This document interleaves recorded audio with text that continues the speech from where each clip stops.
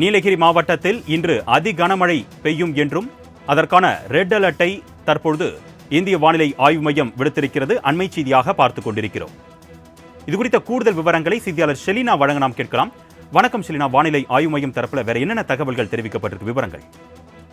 மேற்கு திசையின் காற்று வேக மாறுபாடு காரணமாக தமிழகத்தை பொறுத்தவரையிலும் இன்று நீலகிரி மாவட்டத்திற்கு அதி கனமழைக்கான சிவப்பு நிற எச்சரிக்கை என்பது விடுக்கப்பட்டிருப்பதாக தற்பொழுது சென்னை வானிலை ஆய்வு மையம் தெரிவித்திருக்கிறது. அதே போல கோவையை பொறுத்தவரையிலும் மிக கனமழைக்கான ஆரஞ்சு நிற எச்சரிக்கையும் விடுக்கப்பட்டிருக்கிறது.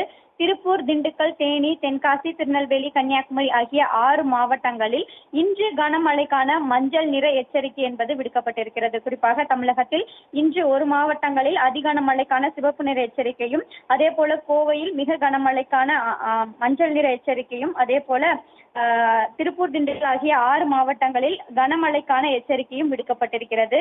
அதே போல பார்த்தோம் என்றால் நாளை தமிழகத்தில் நீலகிரி, கோவை ஆகிய பகுதிகளை பொறுத்தவரையிலும் மிக கனமழைக்கான ஆரஞ்சு நிற எச்சரிக்கையும், திருப்பூர், திண்டுக்கல், தேனி ஆகிய மாவட்டங்களில் கனமழைக்கான மஞ்சள் நிற எச்சரிக்கையும் விடுக்கப்பட்டிருக்கிறது.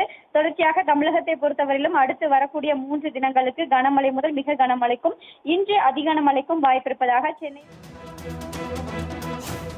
விவரங்களுக்கு நன்றி ஷெலினா.